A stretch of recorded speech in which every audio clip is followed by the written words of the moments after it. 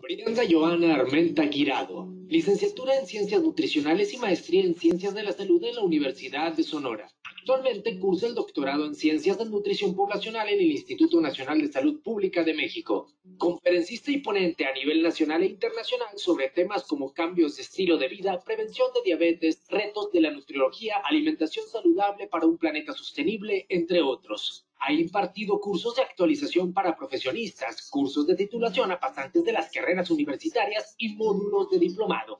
Ha publicado artículos en revistas académicas de circulación internacional. También ha participado en la reestructuración y actualización, así como en el proceso de evaluación del programa de licenciatura en Ciencias Nutricionales del Departamento de Ciencias de la Salud de la Universidad de Sonora. Ha participado en la organización de eventos académicos de difusión y extensión en la Unison Campus Cajeme, tales como jornadas académicas de ciencias nutricionales, ferias de la salud, entre otros.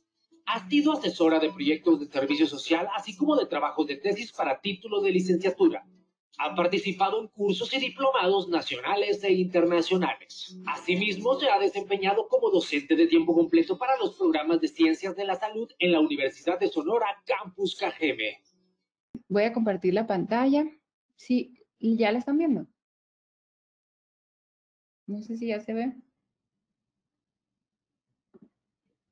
Sí, se ve bien. No, no. Sí, ya la podemos ver, gracias. Gracias. Voy a dividir la presentación en dos partes. Una para tratar el tema específico de lo que se trata la conferencia Nutrición en tiempos de COVID, y la otra parte me gustaría hablarles sobre las preguntas que hicieron en el formulario que enviaron. Voy a tratar de dar respuesta a la mayoría de las preguntas, y otra parte sobre las dudas que surjan durante la conferencia. Pues muchas gracias por estar aquí en esta videoconferencia, y pues vamos a iniciar, y agradezco por la presentación tan bonita que hicieron en el video. Muchas gracias. Bueno, entonces vamos a hablar sobre la nutrición en tiempos de COVID. Vamos a hablar sobre qué tipo de alimentación debemos de tener en casa para toda la familia y cómo podemos mantenernos o seguir saludables o adoptar un estilo de vida saludable durante esta pandemia que sin duda ha cambiado el estilo de vida y el ritmo de vida que teníamos todas las personas. Voy a dedicar unos minutos de la presentación pequeños a hablar en términos generales qué es el coronavirus y el porqué de la importancia de que adoptemos un estilo de vida saludable o mejoremos nuestra alimentación. Primero que nada, pues el coronavirus es una familia de virus que pueden generar distintas enfermedades. En humanos se ha visto que puede originar afecciones más que nada respiratorias, pueden ser leves como una gripa común, hasta enfermedades respiratorias agudas como el SARS. Bueno, ya a este nuevo virus o esta vertiente del virus se le ha denominado COVID-19, que surgió apenas el 31 de diciembre en Wuhan, China. Relativamente conocemos poco del tema del virus, apenas se están haciendo estudios, y como es muy nuevo y hace muy poco tiempo que se descubrió, pues la ciencia va avanzando poco a poco para poder generar conocimiento y que nos permita tener herramientas para saber qué recomendar, tanto en lo médico y lo nutricional. Y bien, por lo tanto, la Organización Mundial de la Salud declaró que estamos en una emergencia epidemiológica mundial y lo denominó como una pandemia. ¿A qué nos referimos con pandemia? Una pandemia es cuando una enfermedad se disemina a nivel mundial y cuenta con una muy rápida propagación, y al no tener nosotros una inmunidad, porque es un agente, un virus nuevo, pone en peligro el bienestar y la vida de todas las personas. Ahora, no voy a entrar mucho en las cifras, nada más quiero que veamos términos generales. Hay más de 5 millones hasta el día de ayer, 5 millones de casos, y hay una letalidad mundial, es decir, el porcentaje de personas que se mueren de casi 7%, como podemos ver aquí. Voy a utilizar el puntero. Casi 7%, como vemos aquí. Ahora, ¿cómo estamos a nivel nacional? Esto es importante que lo conozcamos para saber o tener conciencia de las enfermedades que existen en nuestro país y cómo por ello vamos a tener más impactos si tenemos una alimentación adecuada. Hasta el día de ayer había en nuestro país 56,000 casos y con una mortalidad de 10%. Si se fijan, a nivel mundial estábamos en 7% y a nivel nación estamos a 10%, casi 11%. Entonces, ¿qué quiere decir? Que el coronavirus en nuestro país está afectando de una manera más grave y que esa gravedad de la afectación está llegando a conducir incluso a muerte. Entonces, por esa razón es fundamental que tengamos o adoptemos un estilo de vida saludable, que es lo que vamos a hablar durante toda esta conferencia. Ahora, es importante conocer quiénes son las personas que se encuentran más en riesgo de desarrollar complicaciones por COVID. Es importante mencionarles que todos estamos en riesgo de padecer la enfermedad. Inclusive las personas sanas, inclusive aquellas personas que hacen ejercicio, que tienen una alimentación saludable. Todas las personas estamos en riesgo. No hay nadie que esté exento de que pueda padecer la enfermedad. Sin embargo, hay algunas personas que porque tienen alguna enfermedad es mucho más probable que desarrollen complicaciones, es decir, están en más riesgo de que la enfermedad sea mucho más letal en ellos o desarrolle un curso más grave, digamos. Bueno, ¿quiénes están más en riesgo? Adultos mayores. Se ha visto que aproximadamente de 60 a 65 años en adelante están más en riesgo de desarrollar alguna enfermedad. ¿Por qué? Porque su sistema inmune, la capacidad del organismo está deteriorada a esa edad. Las personas con obesidad, personas con diabetes, con hipertensión, con cualquier enfermedad cardiovascular, las personas que fuman, personas inmunodeprimidas como personas que recibieron algún tratamiento para el cáncer, que tienen alguna otra enfermedad asociada, que toman medicamentos como corticosteroides, personas con VIH, personas con insuficiencia renal o que están recibiendo terapia como diálisis o hemodiálisis, personas con asma o personas con enfermedades respiratorias y personas con enfermedad hepática. Estas son las principales grupos de población en riesgo que tenemos que cuidar con mucho énfasis para que no desarrollen complicaciones. Ay, no le puedo. Ah, ok.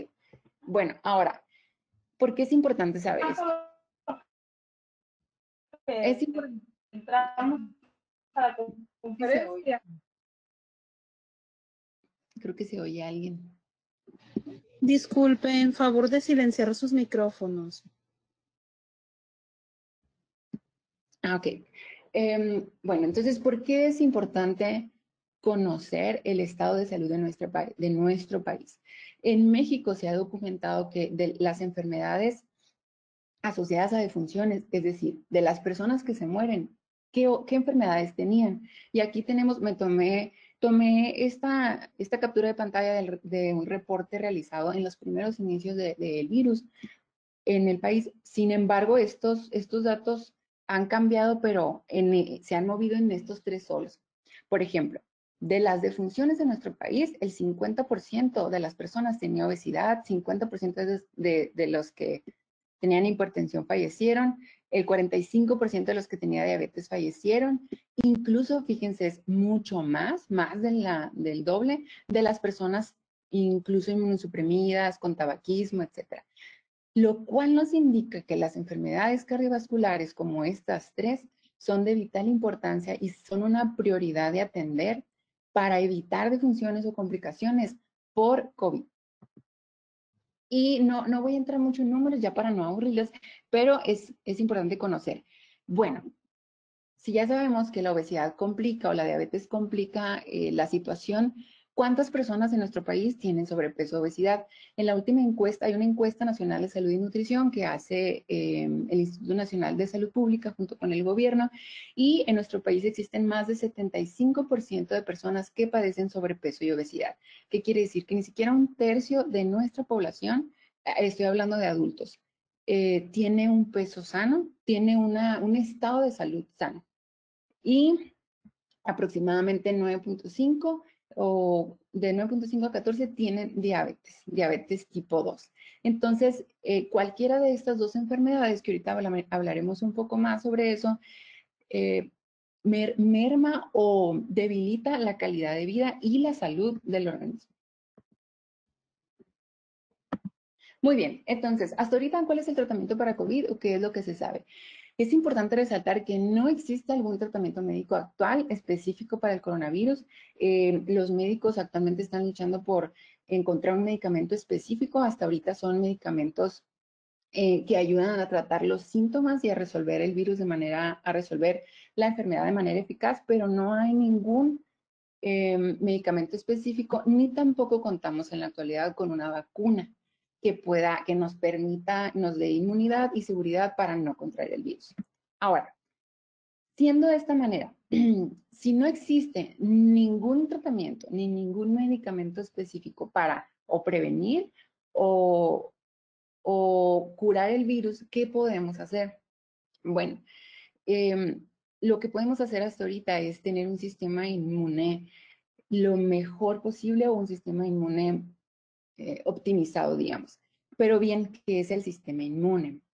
El sistema inmune es un sistema, una serie de reacciones del organismo que nos van a proteger contra organismos externos, contra patógenos, ya sea virus, bacterias, y que van a luchar por sacar ese virus o matarlo, ese virus o bacteria del organismo. Ahora, existe mucha evidencia científica que nos dice que la nutrición ayuda a mejorar el sistema inmune. De hecho, es pieza clave fundamental para que tengamos un sistema inmune óptimo.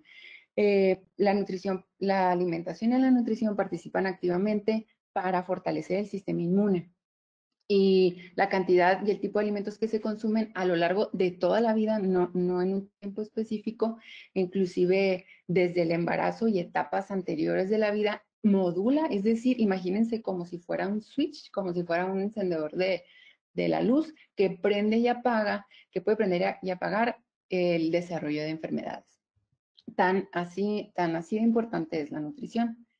Ahora, para empezar a hablar de la nutrición y convencerlos un poquito de por qué debemos de cuidarnos más que nunca, nuestro subsecretario, el doctor Hugo López-Gatell, declaró que el regreso a la nueva normalidad va a implicar necesariamente el combate a la obesidad y la diabetes.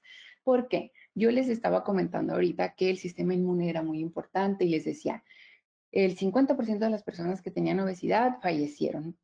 Entonces, ¿qué quiere decir esto? Que la obesidad y la diabetes todos conocemos y hemos escuchado hablar que la diabetes es una enfermedad, pero raramente escuchamos hablar o no es tan común que se diga que la obesidad es una enfermedad crónica que se puede controlar, pero es una enfermedad que no se quita. Entonces, al ser una enfermedad, se debe tratar seriamente y se debe tratar como tal, la cual es una acumulación anormal o excesiva de grasa que puede ser perjudicial para la salud. Y es muy fácil diagnosticarla. Se divide nuestro peso entre nuestra talla al cuadrado y un IMC mayor a, bueno, el resultado de este numerito, un IMC mayor a 25 nos diagnostica con sobrepeso y un IMC mayor a 30 nos diagnostica con obesidad. Ahora, con esta gráfica lo único que quiero mostrar es de las personas, fíjense, que tienen sobrepeso y obesidad, el 40% y más o menos 40% en las dos desarrollan diabetes. ¿Qué quiere decir? Que la obesidad es la principal causa, existen muchas, pero este es un factor, digamos, que tiene uno de los pesos más importantes para el desarrollo de diabetes y lo mismo vemos para hipertensión.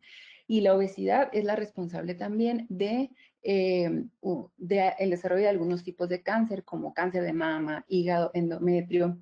No es la principal causa, quiero aclarar, pero sí es un factor muy importante. Entonces, parto de la obesidad para explicarles la importancia de cuidar todas las demás enfermedades, sí, pero cómo la obesidad puede desencadenar todas las demás. Muy bien, y nada más para algunas últimas cifras, la diabetes era en el 2015 la causa número 2 de muertes en nuestro país. Y aquí para resaltar, simplemente, el 90% de los casos de diabetes en nuestro país se debe al sobrepeso y a la obesidad. Entonces, es ahí la importancia de cuidar nuestro peso y nuestra alimentación. Entonces, ese preámbulo era para explicar o poner en contexto el porqué de no solo tener una buena nutrición, sino de cuidar nuestro peso, mantener un estilo de vida saludable, que es lo que vamos a estar hablando en lo que resta de la presentación. Denme unos segundos. Ok. Ahora sí, vamos a hablar sobre la nutrición específicamente en esta cuarentena. Para todos ha sido o ha representado una adquisición de un estilo de vida distinto porque nos sacó de nuestra rutina, de nuestros tiempos, y aunado al reto que tenemos de vivir, de no salir, de estar en cuarentena, la nutrición también representa un reto importante. Y con esta plática yo pretendo darles una orientación de las recomendaciones basadas en evidencia científica, para que les permita a ustedes con la mayor claridad tener una alimentación más balanceada, optimizar su sistema inmune, tener un estado de salud adecuado y con ello prevenir el desarrollo de complicaciones de la enfermedad, porque ya dijimos que inclusive la mejor nutrición no nos va a exentar de contraer el virus. Para eso tenemos que tomar las medidas que ya se nos han estado repitiendo constantemente, de sana distancia, etcétera. Lo que sí puede hacer una buena nutrición, entonces, es evitar las complicaciones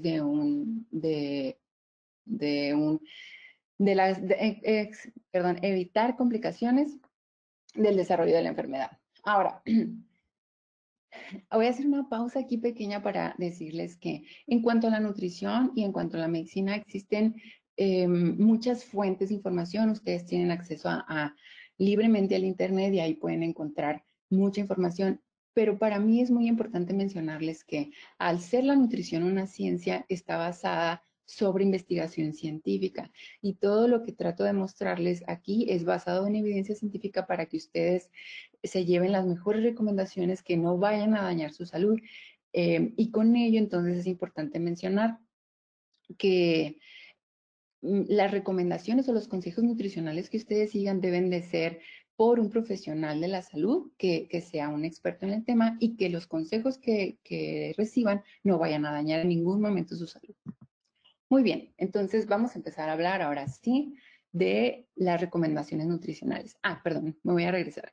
Las recomendaciones que les traigo son recomendaciones nutricionales hechas por un comité de expertos a nivel nacional que hizo un consenso, un documento de postura con la revisión, con la evidencia científica más actual para nuestro país, y aunado les traigo recomendaciones internacionales también. Traté de hacer como un resumen de todas para poder darles una amplia visión.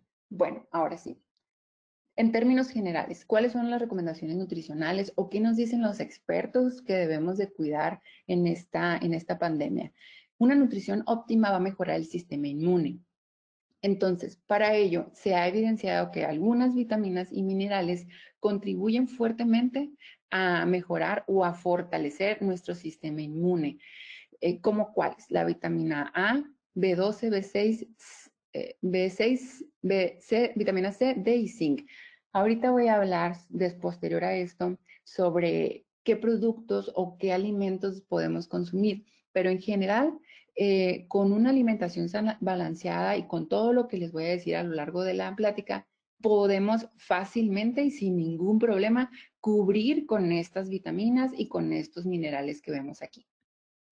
También hay muchos artículos que dicen que minerales como el cobre, folato o ácido fólico, existen diferentes ácidos fólicos, hierro, selenio y zinc contribuyen a la mejora del sistema inmune. Ahora, estos son los que más se ha visto que pueden contribuir a mejorar el sistema inmune, pero como dice aquí, van a contribuir al normal funcionamiento o a que tengamos un funcionamiento en estado óptimo, pero no existe evidencia de que su consumo disminuya el riesgo de contraer el virus, pero a tener un sistema inmune óptimo, podemos disminuir las complicaciones. ¿Ya que voy con esto?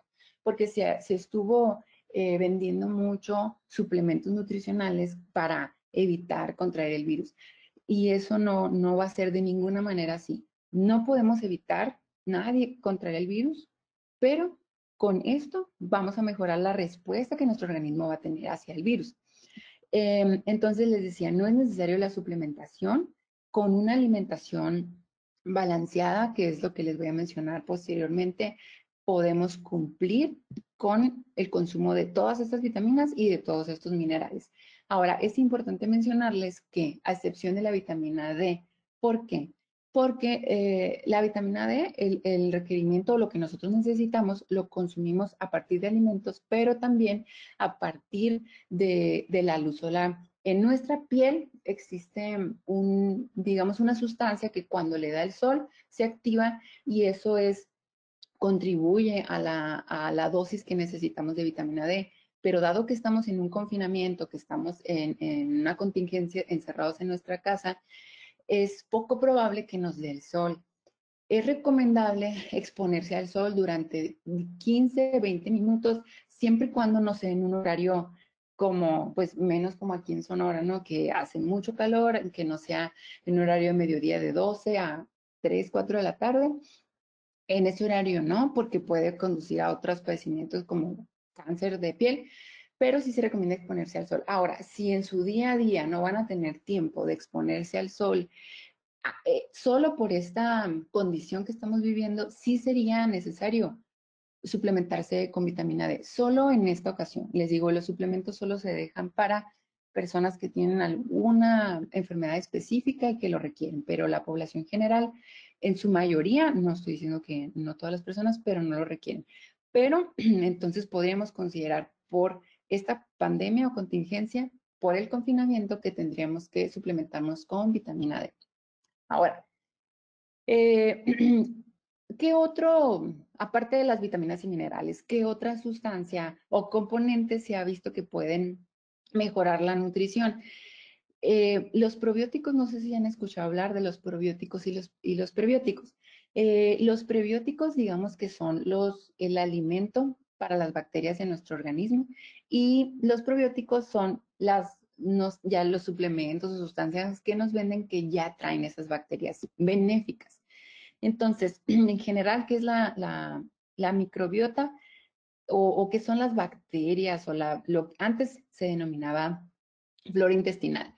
Es un conjunto de microorganismos que viven en el intestino y que forman parte de nuestra normalidad, de nuestro funcionamiento, y son fundamentales para la salud. Ahora, se ha visto que una dieta occidentalizada como una dieta llena de productos industrializados, de alto consumo de carnes rojas, de grasa saturada, de embutidos, de refrescos, de bebidas azucaradas, está relacionada con un tipo de bacterias en nuestro organismo que no son buenas y que esas bacterias se ha visto que es más probable que si las tenemos tengamos enfermedades como diabetes, hipertensión, obesidad, cáncer. Por el contrario, hay otras bacterias que se han relacionado a dietas sanas, a una dieta alta en fibra, a una dieta variada, a una dieta con bajas grasas. Ese tipo de bacterias se han visto que incluso pueden proteger de algunos tipos de cáncer, etcétera. Entonces, el objetivo de esto es que con la plática ustedes conozcan qué alimentos en general, eh, ¿qué conjunto de alimentos pudieran mejorar nuestras bacterias del intestino, digamos? Entonces, los probióticos, como los lactobacilos, no sé si han escuchado, no quiero decir marcas, pero pues son las más conocidas, por ejemplo, el Yakult, todos esos traen cantidades muy grandes de lactobacilos o de probióticos que son benéficos para nuestra salud. También lo podemos obtener de manera natural de los alimentos, como es en la fibra y como en otros alimentos que ahorita voy a mencionar. Y finalmente, dentro de las recomendaciones generales, para ya hablar específicos sobre alimentos, tenemos los antioxidantes. Dentro de ellos hay algunas sustancias, solo por mencionarlas, polifenoles, flavonoides, etcétera, pero que en general estos antioxidantes se encuentran en frutas, se encuentran en verduras. Ahorita les voy a decir en general cuáles frutas y verduras, pero en general en frutas y verduras, frutas y verduras frescas. También se ha visto que los omega 3 contribuyen grandemente a mejorar el sistema inmune. Entonces, una alimentación saludable puede reducir la gravedad de la enfermedad, de la infección, puede incrementar la velocidad de la recuperación de manera importante y pues puede mejorar la esperanza de vida. Entonces, en términos generales, una buena nutrición, esto puede hacer por nosotros en tiempo de COVID. Ahora, una vez conocido cómo podemos mejorar el sistema inmune de manera general, vamos a hablar sobre alimentos específicos. Bueno, también es importante para mí mencionarles que no hay algún alimento específico que sea bueno o que sea malo y que por el consumo de uno solo me vaya a dar obesidad, me vaya a dar diabetes o me vaya a dar cáncer. No hay ninguna evidencia científica que diga que un alimento solo, ni la leche, ni el huevo, no, uno solo no puede contribuir a que me dé alguna enfermedad. Sin embargo, un conjunto de alimentos o de patrones de alimentación sí que pueden contribuir al desarrollo de diabetes, obesidad, cánceres, etcétera. Entonces, lo que les mencionaba de la dieta que tenemos occidentalizada, muy pegado a Estados Unidos, alto consumo de galletas, sabritas, bebidas azucaradas, alto consumo, sobre todo en Sonora, de carnes rojas, tortillas de harina, todo ese conjunto de alimentos sí pudieran condicionarnos a padecer enfermedades, pero no un alimento en específico. Entonces, partiendo de ahí, mis recomendaciones son para alcanzar o poder obtener un estilo de vida saludable, más allá de que algún alimento solo les vaya a quitar enfermedades. Entonces, lo primero que debemos de considerar ante estos tiempos es mantener una adecuada hidratación, porque dado que estamos en una movilidad casi nula, estamos en nuestras casas, casi no nos movemos, la rutina que teníamos anterior ya no está o estamos trabajando desde casa, reduce mucho nuestra movilidad y por lo tanto la sensación de sed. Es muy frecuente que no tengamos sed y por eso no tomemos agua, pero eso no quiere decir que nuestro organismo no lo necesite. Entonces, ahora uno de los objetivos o hábitos que podemos tratar de adquirir o formar es poco a poco ir incrementando el consumo de agua. Se habla que pueden ser 2 litros de agua, puede ser un poquito más, un poquito menos, dependiendo de la necesidad de cada persona. Sin embargo, es importante que lo alcancemos. Si ustedes no toman agua a diario y se les hace muy complicado iniciar con los 2 litros de golpe, no es necesario que lo hagan así, pero pueden ir incrementando a lo mejor de un cuartito en un cuartito, tomar ustedes alguna medida, una tacita chiquita si ustedes gustan, e irlo incrementando poco a poco hasta los 2 litros de agua. La ingesta de líquidos es primordial para que nuestro sistema inmune y nuestro organismo tengan un adecuado funcionamiento. Muchas reacciones bioquímicas, celulares, moleculares necesitan un contexto o necesitan agua para su funcionamiento. Y para las personas mayores también es importante que tengamos cuidado y estemos al pendiente de que tomen agua porque ellos, incluso más que los adultos jóvenes, pudieran no sentir la sensación de sed. Preferir agua como fuente principal de energía, agua pura. Las frutas también traen una cantidad de agua, pero vamos a tener cuidado con los jugos. Ahorita les voy a hablar sobre los jugos de frutas. También es importante recalcar que si no alcanzan a cumplir con su recomendación total de agua, los caldos, los tés que nos hagamos ya van a traer agua también. Sin embargo, lo óptimo sería alcanzar de agua pura los 2 litros de agua. Y también considerar que nuestras bebidas las podemos acompañar con agua. Sé que es un tanto complicado porque nuestra población mexicana tiene el consumo más alto de bebidas azucaradas del mundo. Entonces, y en todos los estados de nuestro país tenemos un alto consumo, ¿no? Entonces, dado que es una costumbre quizá acompañar la comida con alguna bebida azucarada, hay técnicas o hábitos que podemos ir adquiriendo poco a poco para bajar el consumo de sodas. Eso del estilo de vida, hablaré un poquito más adelante de eso, de la adquisición de hábitos. Ahora, ¿Por qué es importante? Miren, aquí les pongo como que palomita y como lo que no. A mí no me gusta nunca decir que hay algún alimento bueno y algún alimento malo, porque no considero que sea así. Y la evidencia científica nos dice que no hay ninguno específicamente malo. Sin embargo, las bebidas azucaradas sí pudieran considerarse un alimento sumamente perjudicial para nuestra salud. ¿Y a qué me refiero con bebidas azucaradas? Bebidas azucaradas no es solamente los refrescos, y hablo refresco de cola, refresco de sabor. También hablo sobre jugos, por ejemplo, Jumex, jugos del Valle, todos los jugos que vienen con néctar o sin néctar, pero solo la botellita, que no es jugo natural. Los tés como té Arizona, el Just, todos esos tés también tienen un alto contenido de azúcar, y las bebidas lácteas para niños, por ejemplo, los chocomilitos para los niños. ¿Por qué es importante? ¿Por qué les digo esto? Porque la Organización Mundial de la Salud recomienda aproximadamente para hombres 30 gramos aproximadamente de consumo de azúcar al día, para las mujeres 25 y para los niños menor a 30. Esto es de azúcar pura, y la OMS dice, es el consumo máximo, no quiere decir que los tengan que consumir. Ahora, ¿cuánto tiene una bebida azucarada en términos generales? Aproximadamente 50, 65, una botella de 600 mililitros. Claro que va a variar dependiendo del tamaño. 60 gramos comparado con 25 en promedio, digamos. Entonces, hay personas en nuestro país que consumen 2, 3 o más bebidas azucaradas en el día.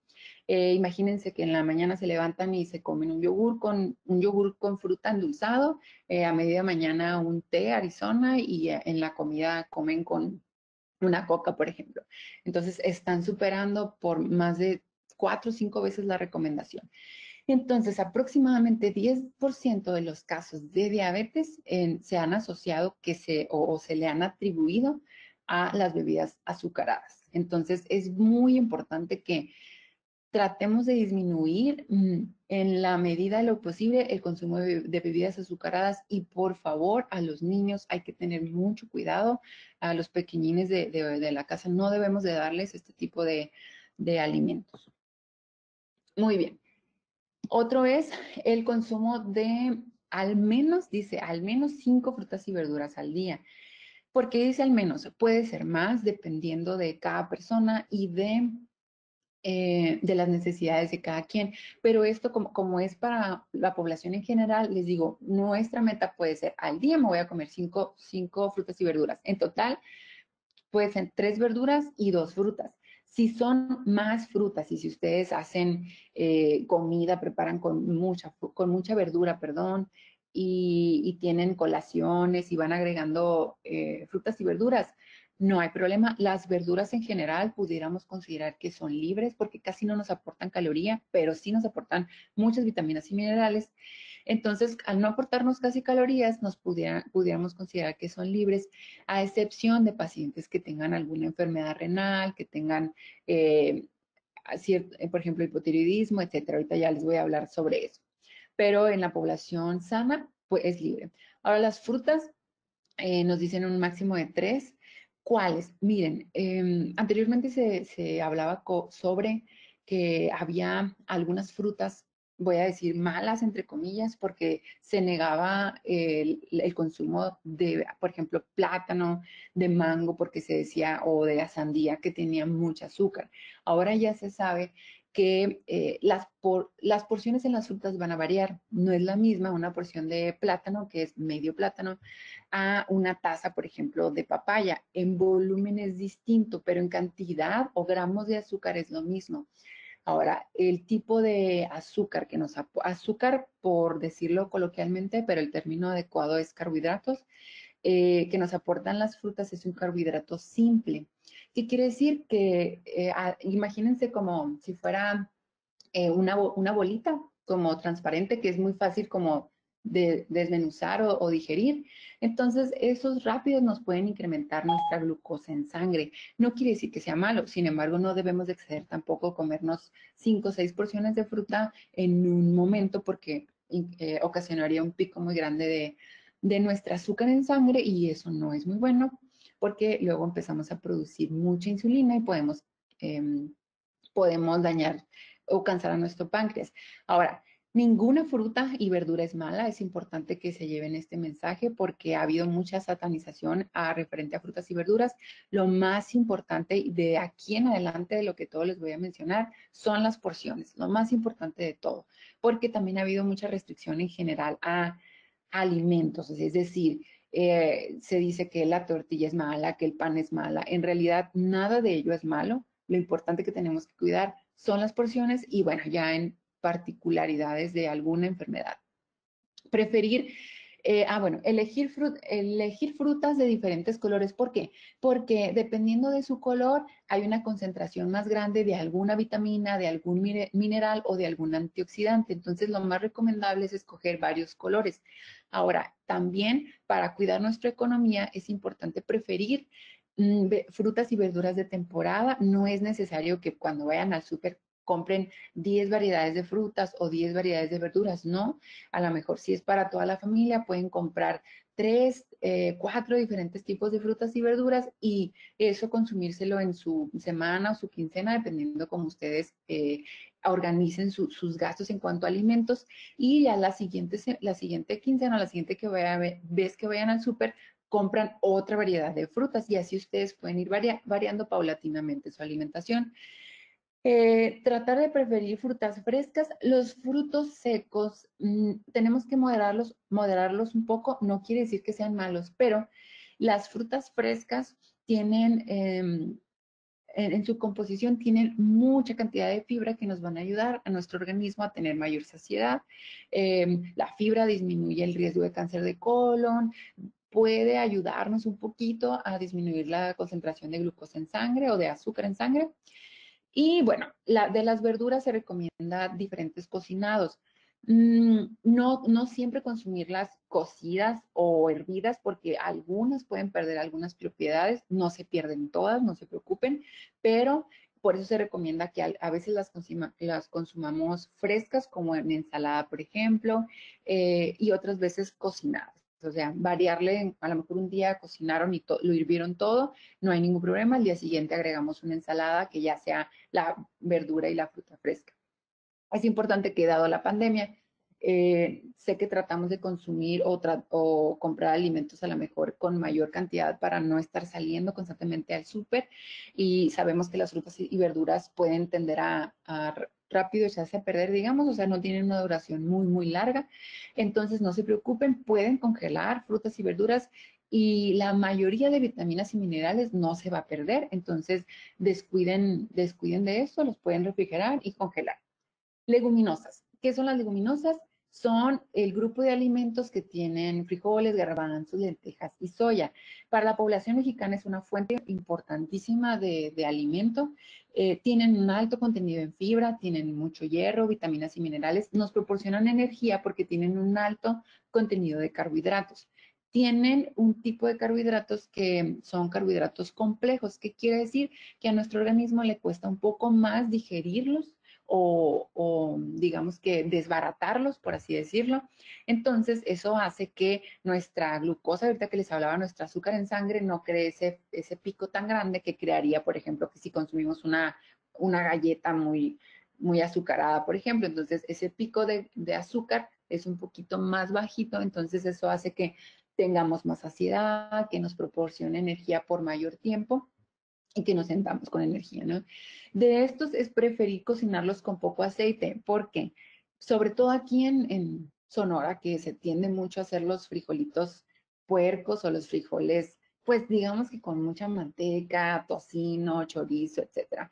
Ese tipo de grasas es un tipo de grasa saturada que debemos de limitar lo más que se puede el consumo. Entonces, si ustedes van a guisar los frijoles, no hay ningún problema siempre y cuando lo utilicen con muy poco aceite y preferir aceites de los que ahorita les voy a hablar, pero poca cantidad.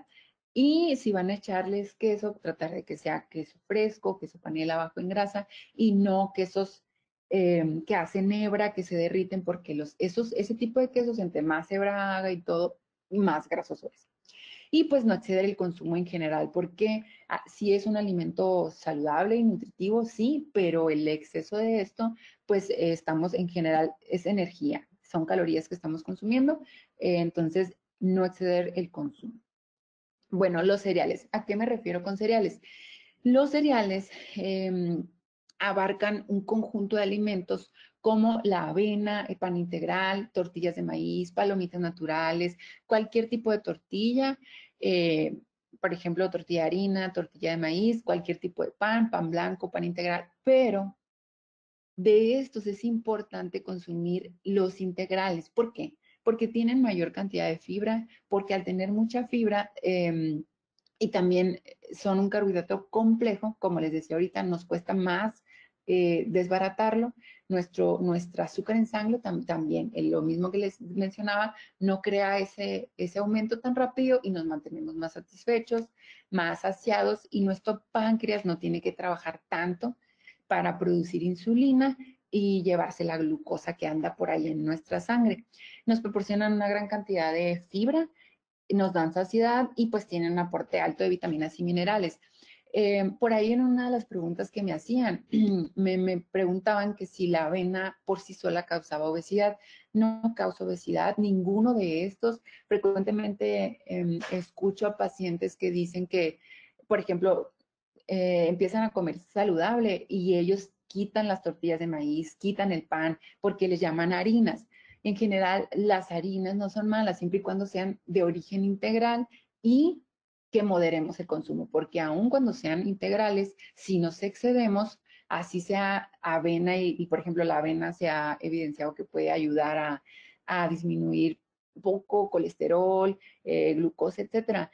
Aun cuando sea lo mejor del mundo, si lo hacemos en exceso, vamos a ocasionar un aumento de peso. Entonces, la clave de una alimentación sana es la moderación. Por ejemplo, de colaciones que también me preguntaban, ahí viene una diapositiva posteriormente, palomitas de maíz natural, puede ser una excelente opción. Arroz puede ser arroz normal, el arroz integral nos va a aportar un poquito de más fibra. Pastas, las pastas no les tengan miedo a las pastas. Digamos que lo batalloso, digamos, o lo enredoso de las pastas es que las tendemos a cocinar con mucha grasa, mucha mantequilla, mucho aceite y es cuando las convierten no tan saludables, pero si las hacemos con poca cantidad de grasa, las pastas pueden ser una excelente opción para cubrir con el consumo de cereales. Ahora, a lo mejor a lo mejor al final me preguntan cuántos cereales, cuántas frutas, cuántas verduras. Específicamente no les puedo decir un número propio de cuántos debemos de consumir, porque ahí se necesita ver la condición específica del paciente, cuánto pesa, si tiene alguna enfermedad, pero en general del consumo que ustedes vayan a tener, preferir estos de manera integral y de manera moderada. Ya preguntas que si ahorita surgen particulares en cuanto a cantidades, les puedo recomendar hay algunas páginas de asociaciones internacionales donde ustedes pueden meter algunos datos generales y les da una recomendación muy general, ¿no? Porque para algo específico ya tendrían que acudir con un profesional de la nutrición. Muy bien, ahora, lácteos. En cuanto a los lácteos, también hay mucho debate. Muchas personas consideran o creen que la leche causa cáncer o que causa alguna enfermedad. Hasta el momento la evidencia científica no es conclusa. ¿Qué quiere decir? Que sí se han asociado a las leches, pero las leches, aquí voy a hacer hincapié, altas en grasa o los lácteos altos en grasa. ¿Y en qué grasa? Grasa saturada. Se han asociado a algunos desenlaces como algunos tipos de cáncer, pero los productos lácteos bajos en grasa, como la leche light, los quesos bajos en grasa, etcétera, no tendrían un perjuicio a nuestra salud. Entonces, preferir lácteos bajos en grasa, puede ser, por ejemplo, entran aquí la leche, el yogur, nieve baja en grasa, jocoque. El jocoque pareciera un alimento que tiene mucha grasa, pero en realidad no, es un alimento cremoso por el tratado que le dan al alimento. Tienen un alto contenido de vitamina D y un alto contenido de calcio. Y les mencionaba yo ahorita que en estos tiempos la vitamina D es súper importante consumirla porque la vitamina D no solo es una vitamina como tal, actúa como una hormona y es indispensable para muchos procesos de nuestro organismo. Entonces, pues tenemos que consumirlo. También es frecuente que me pregunten que si necesariamente necesitan consumir lácteos. No es necesario, ningún alimento es imprescindible, podemos sustituir alimentos con otros. Si a ustedes no les gusta la leche o no prefieren, no hay problema, pero sí tenemos que cuidar entonces el consumo de estos alimentos, que igual los podemos obtener por otras fuentes. ¿Qué tenemos que tener precaución? Ojo con las leches de coco, almendras, nueces, que son leches vegetales, que en realidad no son leches, son fórmulas lácteas. La leche de coco, el coco tiene un alto contenido en grasa saturada, no se recomienda libre demanda, como últimamente ha habido una moda por ahí. Si gustan, luego profundizamos sobre eso, pero es limitar el consumo porque esto más que nada es grasa. La leche de almendras, nueces, eso sí, sí pudiera ser buena, no hay ningún problema, pero como no es una leche que venga de origen animal, el contenido de vitamina D y calcio no es el mismo que una leche de producto de origen animal. Lo que aquí quiero hacer hincapié es que estas leches tienen un alto contenido de azúcar. Entonces, si ustedes van a optar por este tipo de leches de almendras, nueces, preferir aquellas que digan sin azúcar o bajas en azúcar. Bien, ahora los alimentos de origen animal. Aquí se incluyen a carnes, huevos, quesos, pollo, pescado, atún, carnes rojas. Todos esos entran dentro de una dieta saludable. Ahora, ¿de cuáles debemos de preferir optar por consumir? Preferir aquellas carnes magras, como aquellos cortes que visiblemente no tengan tanta grasa. Pues sabemos que el pollo y el pescado son carnes muy, muy magras, que casi no tienen grasa, el atún. Las carnes rojas se deben de limitar a cuando mucho, 2 veces a la semana, muy poca frecuencia, no quiere decir que sea malo, pero debemos de limitar lo más posible. El huevo no es malo, hay muchos mitos acerca del huevo, al contrario, el huevo puede ayudar a mejorar el colesterol bueno en nuestro cuerpo, pero es importante que si vamos a consumir huevo, limitemos la cantidad de aceite que consumamos, porque imagínense si echo 3, 4 cucharadas de aceite para hacer un huevo frito, entonces ya estoy agregando una cantidad muy grande de grasa. Limitar embutidos. Los embutidos sí se han asociado a algunas enfermedades cardiovasculares, algunos tipos de cáncer.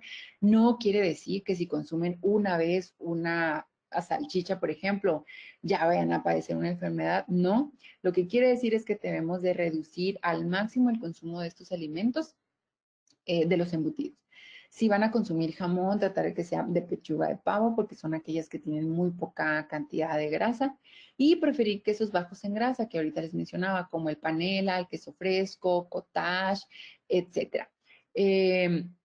Cocinarlos con poco aceite. También, por ejemplo, imagínense que se compren un pollo, pero hagan un pollo frito o en un pollo empanizado. Aunque sea pollo y sea un pollo sumamente saludable, o sea, un alimento sumamente saludable, al cocinarlos o bañarlos en aceite, pues ya estoy quitando, o más bien estoy agregando mucha cantidad de grasa que ya no sería sano para mí. Y bueno, son ricos en vitaminas y minerales y hierro. Es muy importante considerar esto porque una alimentación basada en plantas o vegana o vegetariana difícilmente pueden cumplir el consumo de hierro en su totalidad. Entonces, los alimentos de origen animal, con consumirlos, sí lo cumplimos, el consumo de hierro. Grasas o aceites. De estos, preferir los mono y poliinsaturados. ¿Y cuáles son estos? ¿O qué significa? Estos nombres, mono y poliinsaturados, significa que son tipos de grasas que traen muchos beneficios a nuestra salud, no son grasas saturadas. Este tipo de grasas o aceites se ha visto que pueden mejorar las concentraciones en nuestro organismo de colesterol bueno, que sería el HDL, inclusive pueden mejorar el contenido de colesterol malo, conocido coloquialmente como como el LDL. Y bueno, algunos de ellos tienen, ¿cuáles son? Aguacate, aceite de oliva, también aceite de canola, de cártamo, de linaza, de ajonjolí. Ahora, Es importante saber que aunque sea aceite de oliva y tengan omega 3 o tengan grasas muy buenas para nuestro organismo, también debemos limitar el consumo, porque de nada sirve que, por ejemplo, consumamos aceite de oliva y que hagamos pollo frito con él. No tiene ningún beneficio entonces. Ahora también, no necesariamente el aceite de oliva es el único que pueden consumir, porque a veces tiene un precio no tan accesible, pero por ejemplo el de canola y el de cártamo son más baratos y tienen grasas mono y poliinsaturadas también y tienen, algunos los adicionan con omega 3. Limitar grasas saturadas como mayonesa, mantequilla, margarina, manteca, no quiere decir que si las consumo en cantidades pequeñas y no todos los días, vaya a ser, digamos, dañino. Sin embargo, es muy, muy, muy importante que no nos excedamos en las cantidades porque lo necesario que tenemos que tomar en cuenta es que las grasas aceites son en bien pequeñas cantidades, es decir, por ejemplo, una cucharadita de aceite ya es una porción de grasa, ya ves, o una cucharadita de aderezo, por ejemplo, ya es una porción de grasa, y a veces a las ensaladas les echamos la cuchara sopera con la que nos servimos en el guiso, ¿no? Entonces, es muy fácil que nos excedamos en este grupo de alimentos. Las grasas son indispensables para nuestro organismo, no pudiéramos vivir sin ellas, cumplen funciones importantes, vitales en nuestro organismo. Aquellas dietas que excluyen la grasa de la alimentación no son dietas sanas, no son dietas saludables. Pero, como vuelvo a repetir, debemos de limitar o cuidar el consumo. Ahora, los alimentos de origen animal. Perdón, aquí me equivoqué en el título. Aquí el nombre es oleaginosas. ¿Cuáles son las oleaginosas? Son aquellos grupos aquel grupo que comprende almendras, nueces, cacahuates, pistaches, nuez de la India, etcétera. Este grupo es un grupo muy rico, muy, muy rico en omega 3. Aparte nos aportan proteína. Son de los grupos de alimentos que más nos van a aportar saciedad. Eh, También es importante decirles que debe de ser una porción pequeña, aproximadamente el puñito de su mano, pero no todo el puño de la mano, es pequeña cantidad y eso ya sería la porción. No excederse porque frecuentemente en la consulta a los pacientes, bueno, cuando se les recomienda o general, se les dice esto. Cuando llegan a la consulta, ellos consumen mucho porque creen que como es bueno, entre más es mejor, pero no, porque sí tiene mucho contenido de omega, vitaminas y minerales, pero al fin de cuentas es grasa. Y aunque sea una grasa muy buena, pues nos aporta muchas calorías de todas maneras. Bueno, eso es en cuanto a los grupos de alimentos, en términos muy generales. ¿Qué trato de decirles con todo esto? Que una alimentación saludable es una alimentación que incluye todos los tipos de alimentos, que es balanceada, que es muy rica, que es variada, que no todos los días come lo mismo. Pero la clave de todo esto es cuidar las porciones y el tipo de alimento que se come. Porque regularmente, y sobre todo cuando entramos a un periodo de plan de alimentación, creemos que muchos alimentos nos hacen daño o nos hacen subir de peso y no es así. El exceso de todos ellos es lo que sí nos hace aumentar de peso. Ahora, ¿cuáles son las recomendaciones generales que debemos de tomar en cuenta en esta pandemia también? Aunado a todo lo que les dije, que va a optimizar nuestro sistema inmune para tener nuestro organismo en el mejor estado posible y defendernos no solo del COVID, sino de cualquier otra enfermedad que se nos pueda presentar. En términos generales, para esta contingencia son el consumo moderado de otros alimentos de origen animal, alimentos enlatados y envasados. Sé que por la contingencia a lo mejor una compra de pánico fue comprar muchos alimentos enlatados, por ejemplo, atún, puras verduras enlatadas, alimentos de lata, etcétera. No es necesario que sea así. Sí entiendo que debemos de reducir lo más que pueda la ida al súper, pero también se pueden comprar, por ejemplo, verduras y congelarlas, y se pueden congelar las carnes, es decir, no es necesario que todo sea enlatado, porque no es que sean malos, sin embargo, es que algunos o muchos son procesados, son alimentos que ya les pusieron algún aditivo, algún conservador, etcétera. Entonces, en baja cantidad no es malo, sin embargo, de nuestra alimentación, digamos, si hacemos de nuestra alimentación la llenamos de estos alimentos, pues no vamos a tener una alimentación saludable, ¿no? En su totalidad. Ay, perdón, estoy viendo que tengo apagada la cámara. Yo pensé que la tenía prendida. Bueno, una disculpa. No comprar también exceso, no comprar en exceso alimentos, ya que se deja a otras personas sin alimentos. Ustedes vieron que se empezaba a racionar los alimentos una vez yendo al súper. Tratar de consumir en mercados locales con las medidas necesarias, usar cubrebocas, guantes, etcétera, y la sana distancia. Es muy importante que ahorita planeen los menús de forma semanal o quincenal, que puedan ustedes sentarse con su familia en la medida de lo posible y pensar, por ejemplo, bueno, esta semana vamos a hacer bistec ranchero, vamos a hacer fajitas de pollo, vamos a hacer taquitos de pescado, para que con base a esa lista ustedes puedan ir al súper y tener una alimentación balanceada. Consumir alimentos en horarios establecidos en la familia. Una de las preguntas que también me hacían era sobre los horarios de la alimentación, que ahorita voy a hablar sobre ello.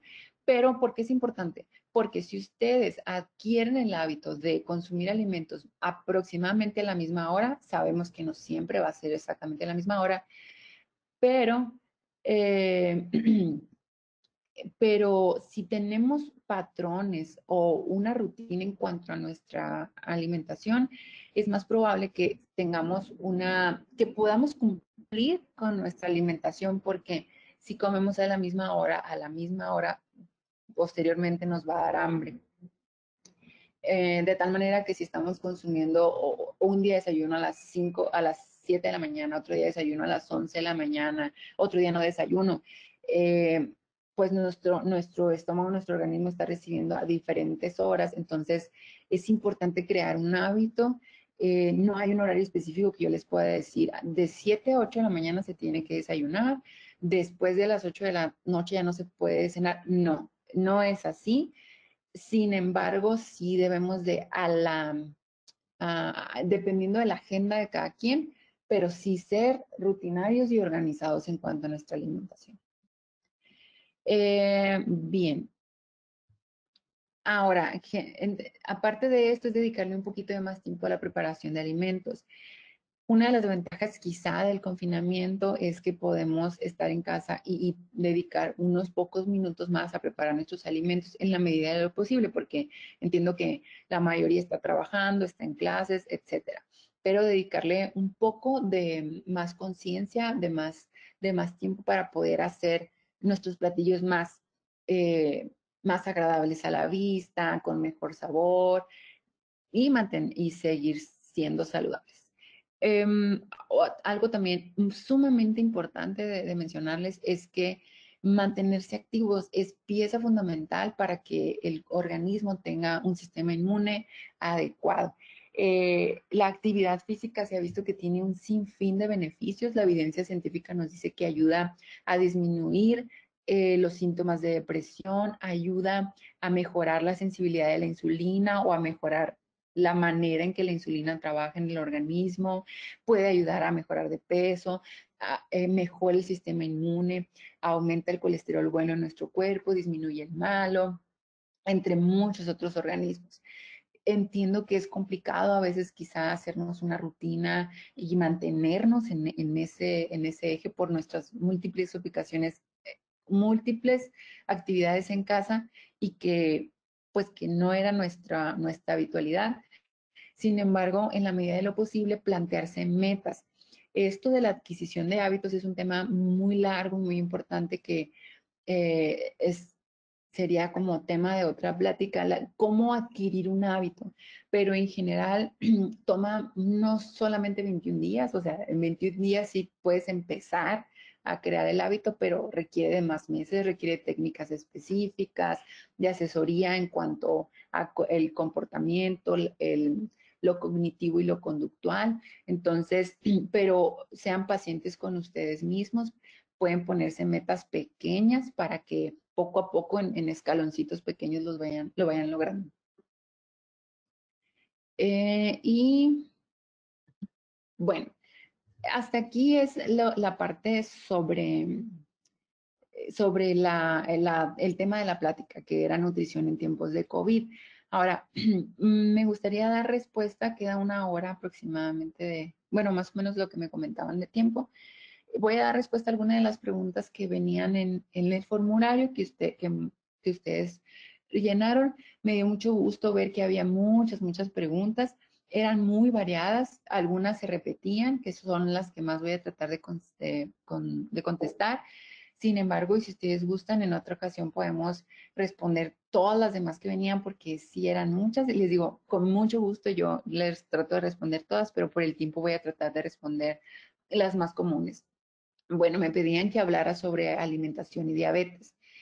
Miren, les traigo recomendaciones generales porque para cualquier paciente que tenga ya una enfermedad específica como diabetes, hipertensión, obesidad, cáncer, hipotiroidismo, etcétera, sí se necesita la asesoría individualizada de un profesional de la salud, en conjunto un nutriólogo y un endocrinólogo en el caso de la diabetes, por ejemplo, porque si es como por ejemplo, cuando tienes alguna gripa o algo, vas con el médico específicamente a que te dé una receta para ti, para lo que tú tienes. Entonces, en la diabetes y las demás enfermedades es igual. Sí, les puedo decir en general recomendaciones que les van a servir sin lugar a duda, pero ya en condición especial sí se debe acudir con un profesional de la salud para que les diga específicamente cuál es el tratamiento que ustedes deberían de seguir, sobre todo en estas enfermedades que llevan en conjunto la toma de un medicamento y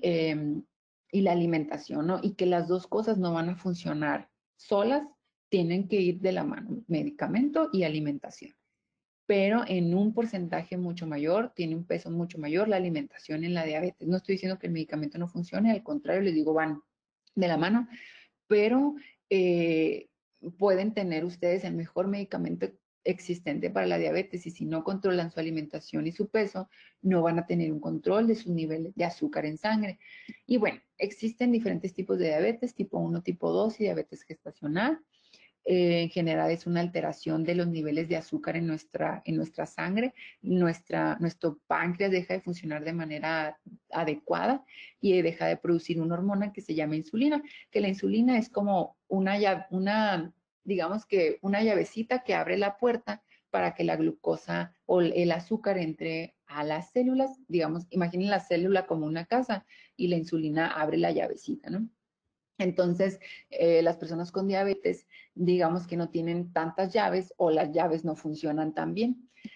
Entonces, bueno, ¿qué es importantísimo para que un paciente con diabetes tenga un control adecuado? Es importante que tome regularmente, mida su glucosa con los glucómetros que venden.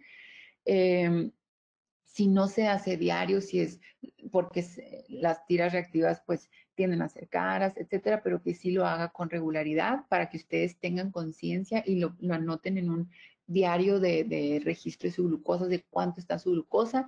La meta con todo paciente con diabetes es llegar a valores en ayunas de menos de 140, más o menos, en ayuno, ¿no? Y después de comer, menores a 180. Cifras por arriba de esto, si ustedes se toman su glucosa, pueden ser dañinas para la salud. Entonces, este es nuestro objetivo primordial con los pacientes con diabetes. Debe de haber un alto aporte de fibra con los pacientes con diabetes porque eso les ayuda a tener una saciedad alta. Recordar que la fibra también ayuda a que no se le ven tanto esa glucosa o los picos que les decía, que no se le ven tanto. Es como picos así, imagínense. Es que hace rato yo les estaba haciendo señas con la cámara, pero ya vi que no me ven. Entonces, imagínense que hay picos así. Entonces, con carbohidratos complejos, en lugar de ser así, como unas galletas, sería más o menos así, como que lo que se incrementa la glucosa. Entonces, bueno, moderar el consumo de carbohidratos. También me preguntaban que si cuántos carbohidratos deberían de consumir. Miren, varía dependiendo si es población sana a personas con diabetes. Los son esenciales para nuestro organismo, es nuestra principal fuente de energía, es nuestra digamos que es nuestra gasolina. Entonces, eh, las personas con diabetes no pueden dejar de consumir carbohidratos. Existen otro tipo de dietas, no voy a ahondar mucho en eso, como la cetogénica, pero que, por ejemplo, que excluye los carbohidratos, ¿no? En términos generales, en una alimentación sana y balanceada a largo plazo, los carbohidratos no se deben de excluir, pero sí se deben de cuidar el tipo. ¿A qué me refiero con el tipo? Yo les hablaba ahorita de los carbohidratos simples, que son, por ejemplo, las, las harinas refinadas, galletas, dulces, etcétera, comparado con los carbohidratos complejos, que son los cereales de origen integral, leguminosas, etcétera. Eso sí lo debe consumir un paciente con diabetes. Les digo, no les puedo decir específicamente cuántas porciones, porque va a depender del peso, la edad, la altura del paciente, entre otros componentes, pero que sí deben de consumir aproximadamente para una población sana el total de proteínas, grasas y carbohidratos, del 45 al 65% de la ingesta de carbohidratos, de la ingesta de nuestra alimentación debería de ser de carbohidratos y preferentemente complejos, es decir, integrales. Las porciones de frutas y leguminosas en cantidades adecuadas, porque, por ejemplo, les decía, no hay ningún alimento que se le deba de quitar al paciente con diabetes. Sí se puede consumir mango, sí se puede consumir plátano, pero en cantidades adecuadas. Por precaución, no se debe dar cantidades grandes, debe de ser en, por ejemplo, media porción de plátano, acompañada siempre de alguna grasa como una almendra, cacahuate, porque la grasa libera una hormona en el estómago que hace que no se incremente estos picos, así como les digo, grandotes de glucosa y que se haga como un poquito más, una curva bajita, digamos. Entonces, pero va a depender mucho de la asesoría que tengan. Se recomienda un conteo de carbohidratos. Ahí forzosamente tienen que ir con su endocrinólogo y con su nutriólogo, sobre todo si son pacientes que se están inyectando insulina. Ahí el paciente con diabetes debe ir de la mano con su nutriólogo y con su endocrinólogo. Realizar actividad física porque mejora la capacidad de nuestro organismo de procesar la insulina y ayuda a producir un poco más de insulina. Hay algo que se llama carga e índice glucémico, que es la capacidad de algunos alimentos de incrementar la glucosa en nuestra sangre antes, y es por esto que les digo que se prohibía el consumo de plátano, de mango, de sandía. Antes se utilizaba mucho este índice glucémico, ahora ya no se utiliza tanto, ya no es la primera línea de tratamiento del paciente con diabetes.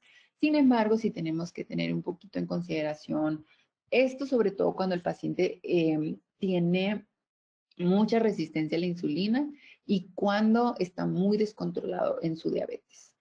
Evitar grasas trans, grasas saturadas, limitar carnes rojas y consumo proteico. Es importante para mí decirles que tanto diabetes, hipertensión y las demás enfermedades, con una alimentación sana en general, les digo, va a haber particularidades, claro que las va a haber, pero si las personas con enfermedades cardiovasculares como estas tuvieran una alimentación sana como la población, en general, pues no hubiera enfermedades. Entonces, hago hincapié en algunas cosas particulares, pero en general una persona que vive con diabetes, que tiene hipertensión, puede seguir una dieta sana, moderando el consumo de alimentos. Lo más importante de la diabetes, hipertensión y las demás es un cambio en el estilo de vida. Este es un concepto, es todo una plática que si gustan puedo luego hablarles de ello. La adquisición de hábitos. La adquisición de hábitos es lo que va a hacer que podamos tener control de la diabetes, que mejoremos nuestro peso y perdamos peso. Ahora, ¿qué va a controlar nuestra diabetes en su mayor medida? Controlar nuestro peso. Si tenemos obesidad y tenemos diabetes, es muy poco probable que su glucosa se vaya a controlar. Aunque inclusive hay pacientes que están tomando dosis muy grandes de metformina o de otros medicamentos para bajar la glucosa y de insulina y no se les baja su glucosa. ¿Por qué? Porque no tienen su peso controlado, porque su alimentación no está controlada. Entonces, ninguna cosa funciona sin la otra. Es la mano, es como van así caminando juntos, pero sí me atrevo a decir que la alimentación tiene un papel mucho más fuerte, digamos, o más peso en el control de la diabetes que el medicamento. Entonces, como primer objetivo es controlar nuestro peso y con ello vamos a poder controlar nuestros niveles de glucosa. Y con referente a la hipertensión, que también me preguntaban mucho, pues también como primer objetivo es monitorear la presión arterial, debe estar alrededor de 120/80, es seguir una dieta tipo DASH. ¿Qué es una dieta tipo DASH? Una dieta tipo DASH se hizo estudios muy grandes donde se probaba un tipo de dieta, y esta dieta es una dieta, digamos que en términos generales es una dieta sana, con un alto consumo de frutas, con un alto consumo de verduras, mucha fibra, muchos cereales integrales, pocas carnes rojas, más carnes magras, es decir, digamos que casi todo lo que les he estado mencionando. Una alimentación controlada en el paciente con hipertensión también es sumamente importante que no se excedan las calorías, al igual que el paciente con diabetes. Limitar el consumo de sal, esto es bien importante. Eh, Me gustaría señalar muy específicamente que el consumo, la mayoría de los casos de hipertensión se da por tener obesidad, ¿no? Es decir, por consumir mucha sal, sí es perjudicial para nuestra salud consumir mucha sal, pero que no se crea que porque elimine el consumo de sal, pero sigo teniendo sobrepeso y obesidad, mi enfermedad se va a controlar aunque esté tomando medicamentos. No, es sumamente importante que controlemos nuestro peso. Limitar el consumo de sal, alimentos condimentados con alto sodio, por ejemplo, los condimentos como el Knorr y todo eso traen mucha cantidad de sodio. Preferir condimentar la comida con especias para que potencialicen el sabor. No quiere decir que no puedan utilizar sal los pacientes con hipertensión, pero deben de reducir el consumo lo más posible. ¿Por qué? Porque niveles altos de presión arterial pueden dañar el riñón, y pues eso puede conducir a insuficiencia renal, alguna embolia, enfermedad cardiovascular, etc. Limitar carnes rojas y cuidar el consumo proteico. Es decir, igual que en el paciente con diabetes, a veces se cree que la proteína y bueno, sí es buena, la proteína es buena, pero luego a veces se empiezan a consumir productos, proteína pura, por ejemplo, y se exceden en el consumo de proteína y pues no es así. Algo también que debo de señalar es que el consumo de café, el consumo, que no lo puse aquí, perdón, consumo de café y consumo de bebidas, refrescos de cola, tienen un alto consumo alto contenido de cafeína. Entonces, si ustedes se toman su medicamento para la presión y a las 2 horas o antes de las 2 horas toman un café normal, o sea, que no sea descafeinado, pues no, su medicamento no va a hacer efecto. Al igual que si están consumiendo 2, 3 veces al día coca, aunque sea coca light, por ejemplo, igual tiene un consumo muy alto de cafeína y se ha evidenciado que inclusive puede dañar el riñón. Entonces, pues limitar a lo más posible este tipo de alimentos. Se puede consumir café descafeinado, sí, y cuidar que no se va a echar también mucho contenido de azúcar. También me preguntaban sobre embarazo y lactancia. Aquí es importante que les digo, esto es muy general porque para todas estas se necesita la asesoría ya individualizada con cada paciente, pero ahora, por ejemplo, en el COVID, para el embarazo y lactancia y en general, para la paciente embarazada se debe de cuidar, se debe de evaluar cuánto era el peso que tenía antes de tener el embarazo, vigilar el aumento de peso por cada trimestre. No se puede, no se debe de comer por dos, ni se debe de subir mucho en el embarazo. De hecho, yo creo que es una práctica que normalmente las embarazadas suben demasiado de peso, y esto es muy delicado porque normalmente pensamos en embarazo y la gente no piensa, necesito ir al nutriólogo, cuando debería de ser así, porque estos aumentos tan grandes de peso en el embarazo hacen que exista pues el embarazo por sí solo es un estado como de resistencia a la insulina. Digamos que tiene que haber glucosa por ahí en sangre para que el bebé pues lo utilice de combustible. Imagínense si a eso le suman todos los antojitos del embarazo, ¿no? De las nieves, pues todos los antojitos que les da a las embarazadas, que pueden ser ya sean cosas dulces o saladas. Entonces estamos creando un ambiente que para nada es el mejor, para nada es el idóneo para nuestro bebé. Deben de seguir un plan de alimentación específico, una dieta alta en fibra, una dieta baja en azúcares refinados. No estoy diciendo que no puedan comer algún dulce de vez en cuando, pero no en la cotidianidad que a lo mejor hormonalmente, pues el embarazo es un pico, ¿no? De hormonas y va a haber mucha sensación de querer comer cosas dulces, casi incontrolables, pero el embarazo es la etapa de la vida donde más debemos de cuidar de nuestra alimentación, porque lo que sucede a nivel gestacional, a nivel embarazo, va a repercutir en toda la vida de la persona, en toda la vida. Entonces, no consumo de alcohol, cigarro, medicamentos, remedios herbolarios, especies, por ejemplo, se puede utilizar en el embarazo algunas especies para el mareo y vómitos y pues optimizar la nutrición. Y aquí es nutriólogo y ginecólogo. Y también me preguntaban mucho sobre la ansiedad. Em, para esto me gustaría explicar un poquito sobre qué es el apetito. El apetito se constituye de diferentes, digamos, partes. Uno es las emociones que el individuo tenga, los aromas que percibe, la apariencia, el sabor y el olor, y eso hace que nosotros tengamos apetito. Pero hay una diferencia entre apetito, entre hambre y entre como antojo. Son palabras y son conceptos distintos. El hambre es la necesidad fisiológica de comer, es cuando de verdad sentimos que nuestro estómago nos está casi hablando y hace ruidos raros. Eso es, eso es hambre, que nuestro estómago está vacío y está moviéndose el solito, hay jugos gástricos. Eh, Antojo es como el estar pensando en algo específico que tienen antojo. Bueno, hoy se me antoja pizza.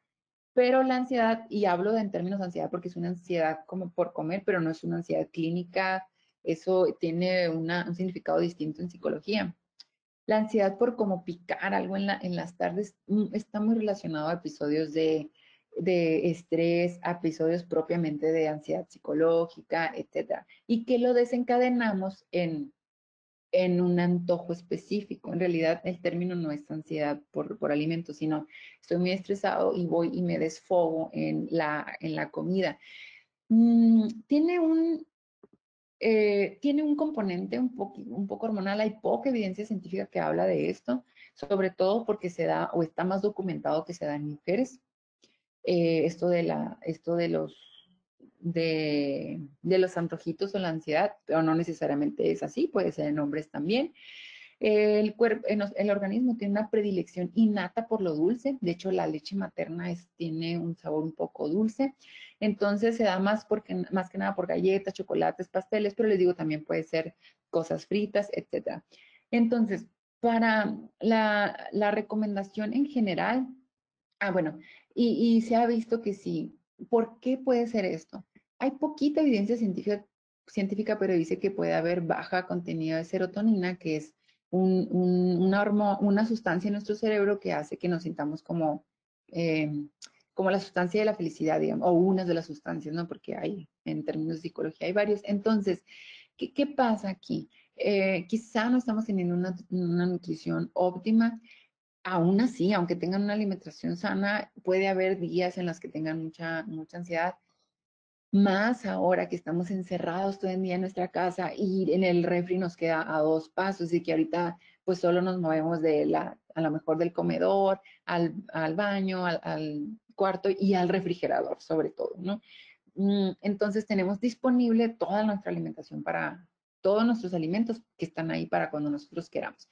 Entonces es importante reducir el estrés. Ahí hay técnicas específicas que podrían apoyarse con un psicólogo para reducir el estrés, pero si el estrés está relacionado se incrementa el cortisol, que es una hormona, algunas sustancias y hormonas relacionadas con la saciedad se pueden ver un poquito afectadas.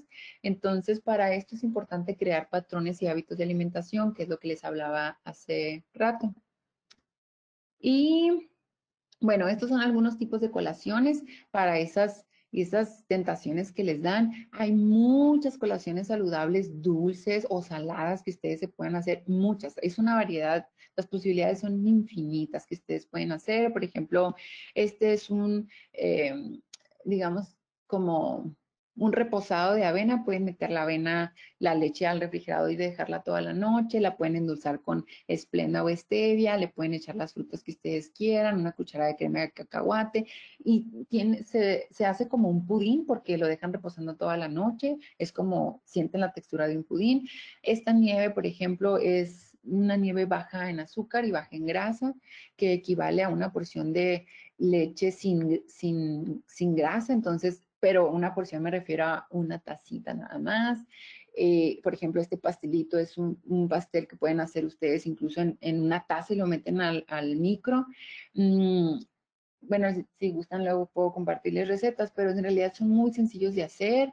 Lleva huevo, lleva zanahoria, trae mucha fibra. Esto, el topping es yogur con esplenda, tantito limón. Se puede hacer un pastel helado sorpresa inclusive con requesón o queso ricota y yogur griego. Brownies se pueden hacer. También me preguntaban que si es necesario dejar de consumir chocolates. No es necesario, los chocolates tienen un alto poder antioxidante. Lo que sí es importante es que sean chocolates sin azúcar. Hay algunos otros colaciones como pan con crema de cacahuate, pan con mermelada, diferentes frutas. Es decir, tenemos una amplia variedad para tener una alimentación rica, variada y saludable.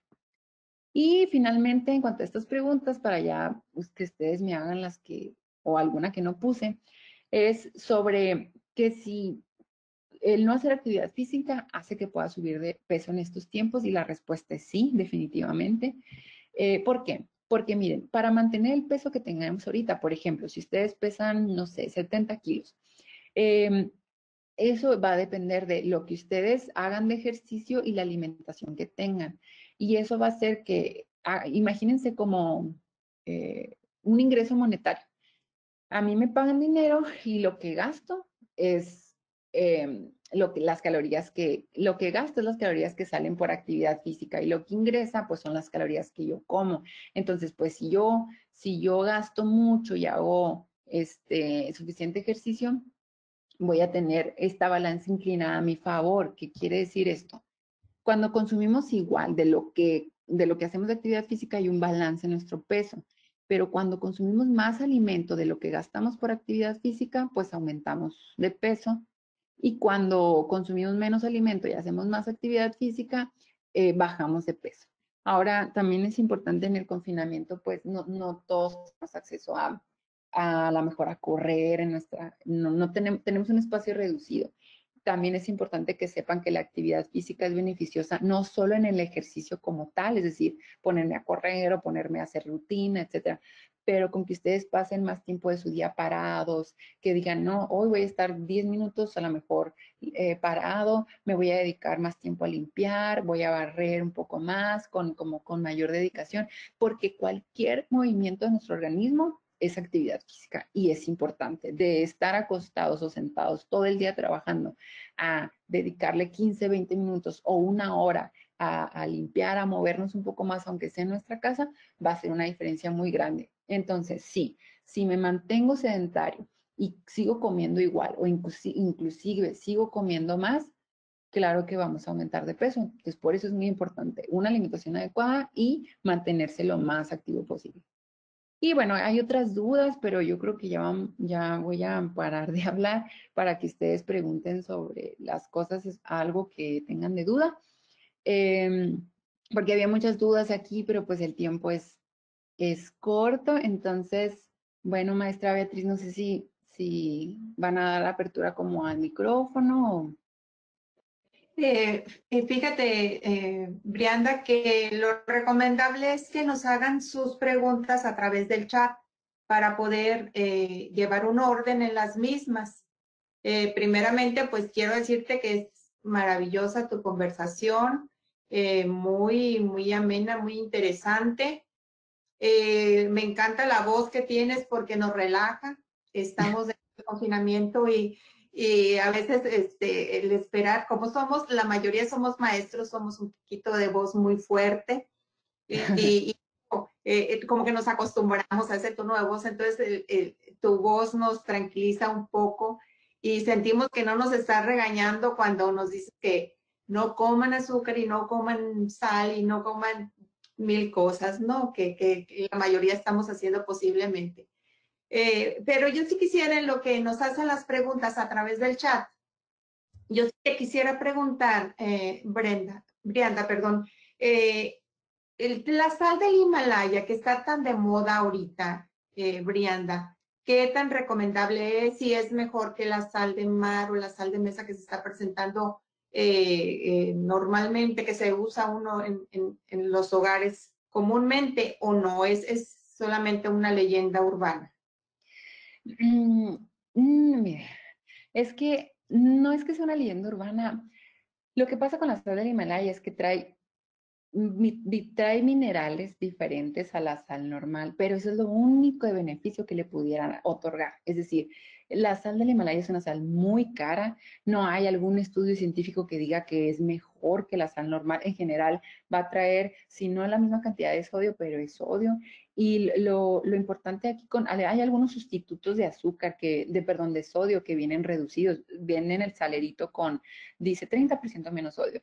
El detalle es que las personas, al no ser conscientes de que tenemos que reducir el consumo, tienden sí viene reducido en sodio, pero le echan el doble por creer que como viene reducido no me va a hacer daño.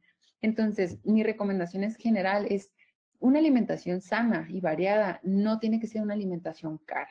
Entonces, no tiene ningún sentido comprar alimentos que nos van a dejar nuestro bolsillo pues un poco afectado cuando podamos tener una alimentación muy rica, sobre todo la alimentación mexicana es alimentación accesible. Lamentablemente hay como muchas teorías o muchas modas en las que tienden a recomendar un producto específico y son productos muy caros y la población cree que una alimentación sana es una alimentación que no es accesible y no es así. Entonces, en términos generales, yo no recomendaría la sal del Himalaya. Si tienen el poder económico de comprarlo, está bien, pero no hay necesidad. La sal normal está bien. Le digo, lo único es que tiene un poco de minerales, pero podemos obtener esos minerales de otro tipo de alimentos. Perfecto, mira, nos están preguntando, Mara, Drew, que si una persona inmunosuprimida está infectada por COVID-19, ¿cómo podríamos reforzar su sistema inmune? Ok. Ahorita ya hay consensos específicos sobre la alimentación en paciente por COVID-19. Y en general, ahí sí tendríamos que, bueno, es como muy específico. Si el paciente tiene una progresión de la enfermedad leve, de leve a moderada, que está en casa, que no tiene complicaciones, en general tiene que tener una alimentación, así como todo lo que vimos aquí, lo pudiera aplicar.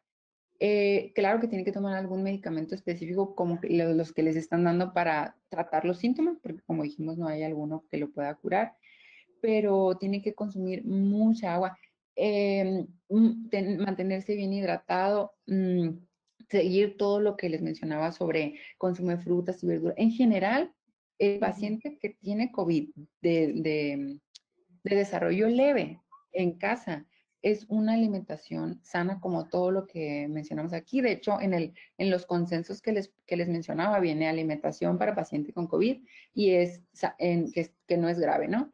Y en general es una alimentación como todo lo que les acabo de mencionar. Claro que el paciente que ya está hospitalizado ya requiere un manejo de nutrición a nivel clínico, que ya es muy, muy distinto, pero en general todo lo que vimos aquí para mejorar el sistema inmune puede hacer que el paciente con COVID, como en una de las diapositivas mencionaba, el paciente que tiene COVID tenga una progresión mejor de la enfermedad y que no sea tan letal. Pero para eso tenemos que tener previamente un sistema inmune fortalecido, porque si ya tenemos el COVID, nuestro sistema inmune va a estar luchando para sacar el virus. Entonces, a lo mejor en ese momento no, por más que yo le meta cosas, no va a ser muy, muy provechoso. Por eso lo importante que ahorita me gustaría dejarles con esta plática es que tengamos una alimentación saludable desde ahorita para prevenir todo eso. Perfecto. El maestro Bustamante de UPN Caborca le gustó mucho la información, te felicita y dice que sí le podríamos regalar la información. Sí, claro que sí, maestro. Esta conferencia, y es para el público en general, la pueden encontrar en TV. Entonces, va a estar la conferencia disponible para todos ustedes. En el momento que la deseen reproducir, es totalmente abierta. Entonces, no hay ningún problema, maestro, a la orden con eso. Sí, Karen, incluso les puedo pasar las diapositivas si gustan también. lo que pasa es que como se grabó la conferencia, ya quedó toda integrada. Entonces, ya van a tener hasta la explicación ahí mismo. Muchas gracias, Brianda. No, de Eh, nada. López tiene una duda acerca de la mayonesa. Ella pregunta que por qué no se recomienda si está hecha de yema de huevo, y el huevo sí es recomendado. Ok, bueno, lo que pasa con la mayonesa es que lleva un proceso ya industrial que el huevo tiene dos tipos de proteínas, es la yema de huevo y la clara, ¿no? Y en cada una de las partes existen proteínas distintas. Entonces, la yema de huevo, de hecho, es la más beneficiosa, es la que más se ha visto, la evidencia científica nos dice que ayuda a disminuir el colesterol LDL y aumenta el HDL, que es el bueno, ¿no? Sin embargo, la mayonesa es una cantidad, es un concentrado de toda la grasa. Entonces, el tipo de proteína que trae el huevo ya no la trae la mayonesa. O sea, la mayonesa es pura grasa. La proteína que traía ahí pasó por un proceso industrial y quedó la pura grasita de la yema de huevo, pero no queda la proteína, las, eh, todos los aminoácidos que trae, las vitaminas, minerales, todo lo que trae la yema de huevo ya no lo trae la mayonesa, porque la mayonesa es en sí la pura grasita que quedó. Entonces, no es que la mayonesa no se recomiende en general, la podemos consumir, solo que no debemos de extralimitar el consumo, pero en términos generales es ¿por qué? Porque la mayonesa es el puro concentrado de grasa que quedó de esa yema de huevo y el huevo tiene proteína, tiene algunas otras vitaminas, minerales, etcétera, que ya no tiene la mayonesa. Eso es en términos generales, porque es una cantidad concentrada de grasa. Leticia López Vidaurri nos pide la dirección para consultar la información. Ahorita se las vamos a poner aquí mismo en el chat para que ustedes lo tengan disponible, Leticia. HP le gustó mucho la información y ella pregunta que si recomiendas el jugo verde en ayunas, qué beneficios nos trae al organismo. El jugo verde, ok, bueno. En general hay en ayunas, por ejemplo, hay muchas recomendaciones como versión popular que dicen que el limón en ayunas, que un agua tibia en ayunas, sea en ayunas o no, hay beneficios de, por ejemplo, del jugo verde, pero no porque sea el jugo verde en sí, sino porque va a traer vitaminas y minerales con lo que lo prepararon. Ahora, es muy, muy importante mencionarles porque me estoy acordando que no les mencioné en la plática. Las frutas son muy buenas, nos van a ayudar mucho en nuestro organismo para, como les mencionaba, tener un sistema inmune adecuado, nos aportan fibra. Sin embargo, los jugos de fruta, imagínense que ustedes se hagan un litro entero de un jugo de naranja y que le echaron piña, y le echaron apio, nopal. Por ejemplo, apio, nopal, verduras, perejil, todo eso, como les mencionaba, es libre, no nos van a aportar calorías. Pero si ustedes hicieron el jugo con el jugo de 5 o 6 naranjas y aparte le echaron piña, entonces, ¿qué pasa? Ustedes lo meten al extractor, entonces quitan toda la fibra y toda la propiedad benéfica de la fruta, solo dejan la fructosa de la fruta, que es un carbohidrato simple, pero le quitan la fibra. Entonces, no es tan bueno consumir en exceso jugos, aunque sean de fruta natural. Bueno, si me preguntan también, ¿qué es mejor, un jugo artificial, jugo de fruta natural? Sí les voy a decir que el jugo de fruta natural, pero es importante que tomemos conciencia que de todas maneras nos podemos exceder en el jugo. Entonces, así sea jugo verde en ayunas o a la hora que sea del día, porque no hay evidencia científica, y lo recalco, en ninguna manera que después de cierta hora vaya a ser benéfico algún alimento o no. Pero el jugo verde tenemos que el jugo verde o cualquier jugo, cuidar las cantidades, cuidar de qué está hecho. A lo mejor si es una tacita de piña, por ejemplo, y una naranja y todo lo demás es agua y piña y nopal, El beneficio que tendría es en cuanto a saciedad, en cuanto a, si yo me como un huevo, un huevito con verdura y aparte mi jugo verde, voy a tener saciedad porque voy a tener fibra, siempre y cuando lo licúe, no lo haga en extractor, porque si lo hago en extractor es como pura agua con un caldito de vitaminas y minerales, digamos, y con azúcar. Fíjate que aquí me brinqué una pregunta, discúlpenme, Teresa Lourdes Esquer, que pregunta si las personas de la tercera edad, el uso de vitaminas en personas de la tercera edad son beneficiosas y qué tipo de vitaminas se sugieren. Ok. Mm, El paciente adulto mayor sí tiene que tener una alimentación específica, tenemos que tener mucho cuidado con ellos porque ellos pasan por un proceso de deterioro de la salud, hay pérdida de dientes, hay pérdida de apetito o aumento de apetito, hay pérdida de memoria, entonces es muy frecuente que no tengan una alimentación adecuada, que haya alguna deficiencia de nutrientes. Em, Se tendría que considerar específicamente la condición del paciente, si ya no tiene algunas piezas dentales, si no tiene apetito, si en general el paciente no puede tener una alimentación variada, equilibrada, sana por alguna enfermedad o porque simplemente no tenga la manera o la manera de masticar, etcétera, si pudiéramos suplementar. Les digo, la suplementación no se debe recomendar a todas las personas, son en condiciones específicas, pero si ustedes tienen adultos mayores cercanos en casita que no tengan, que ustedes vean que no están comiendo bien, que o se les olvida comer, sí podría ser la recomendación la suplementación en paciente adulto mayor. Puede ser un multivitamínico general, pero que eso no sea motivo de que descuiden la alimentación sana, porque la absorción de vitaminas y minerales por alimento natural, digamos, nunca se va a comparar a la de suplementos. Entonces, la única manera que yo les digo que tenemos que tener cuidado con la suplementación es porque luego piensan las personas que como están suplementándose, ya con eso es suficiente y no.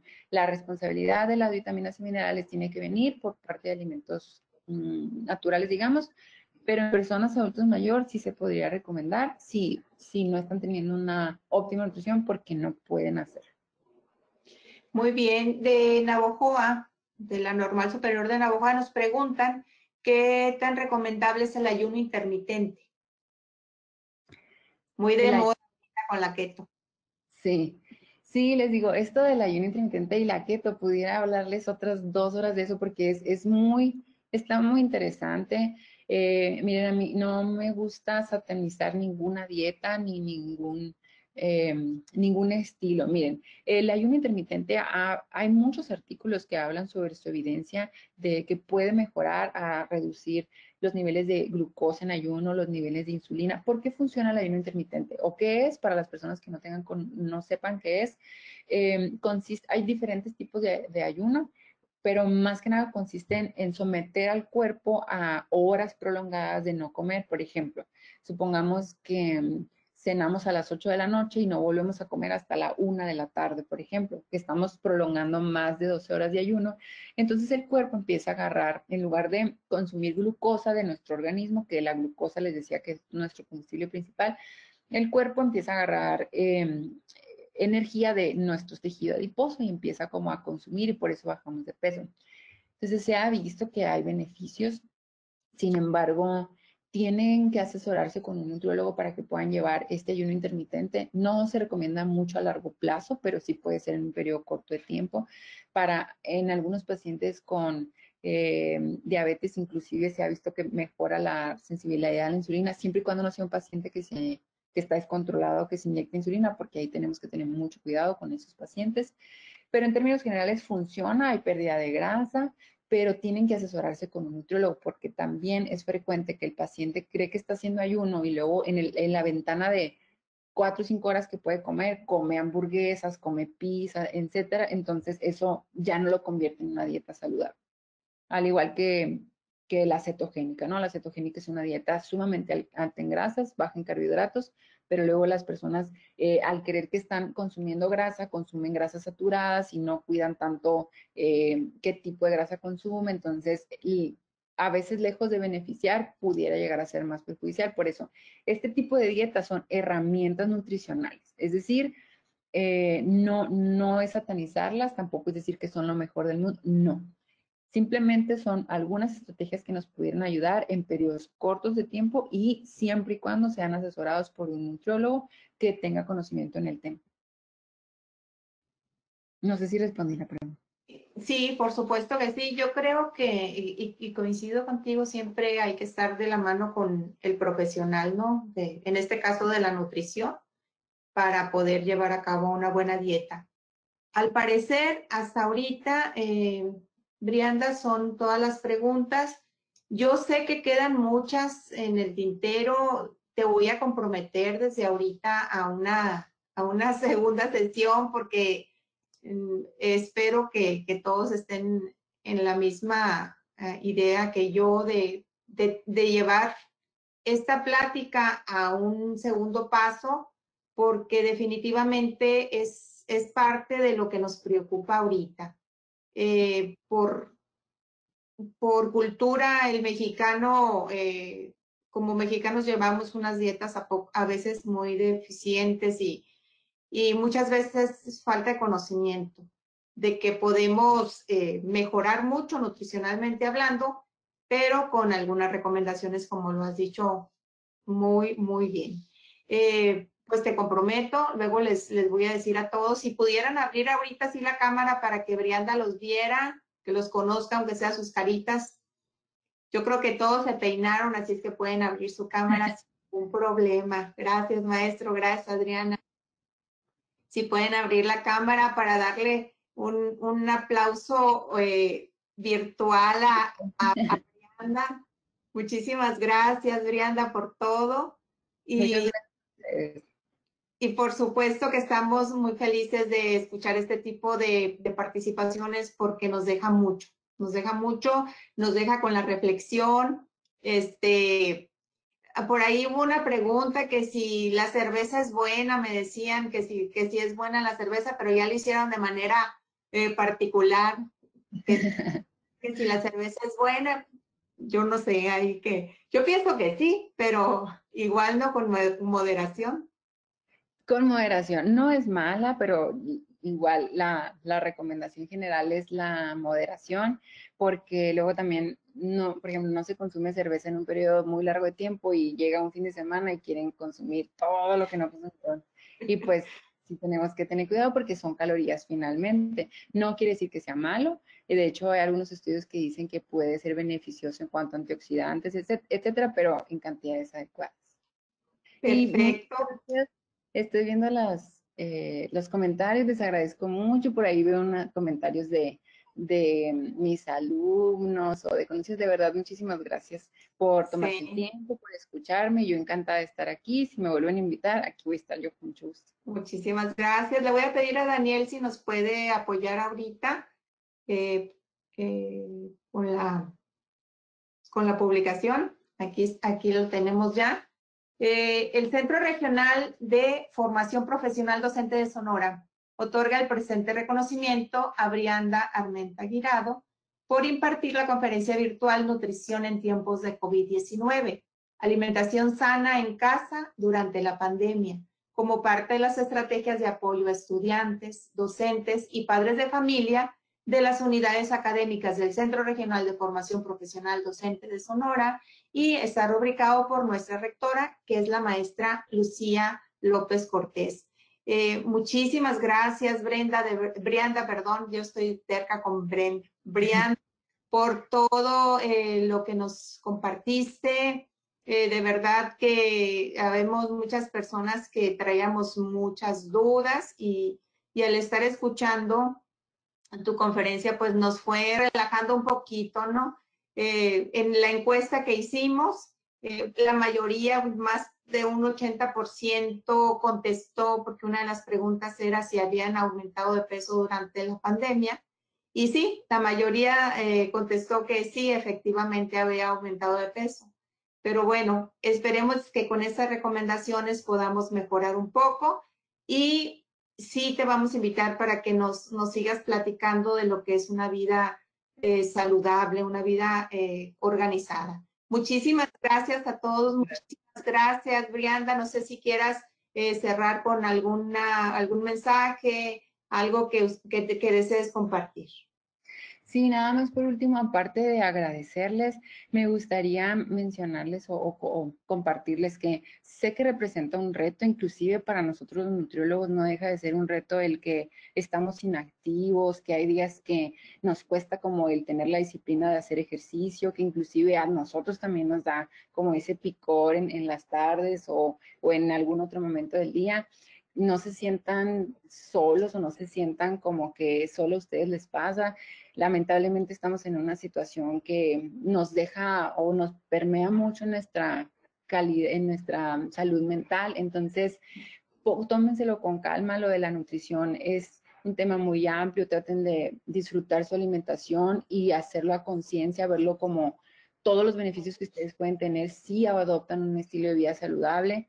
Les digo yo con gusto luego como mi tema de más expertise es el estilo de vida, la adopción de estilo de vida, que es un tema bien grande, entonces a lo mejor poco a poco con eso ustedes pudieran, todos estos temas que a lo mejor ustedes dicen, bueno, pues ¿y cómo le hago para sí consumir las frutas y verduras? Cosas que pudieran ser muy sencillas y que ustedes piensan, o sea, lo saben, pero ya llevarlo a cabo a la acción es muy distinto, entonces traten de en este tiempo hacer o plantearse metas pequeñas porque poco a poco ustedes vayan sintiendo que sí las cumplen y pues aquí estamos para servirles. Les deseo mucho éxito en esta adopción de estilo de vida que sin duda es un reto.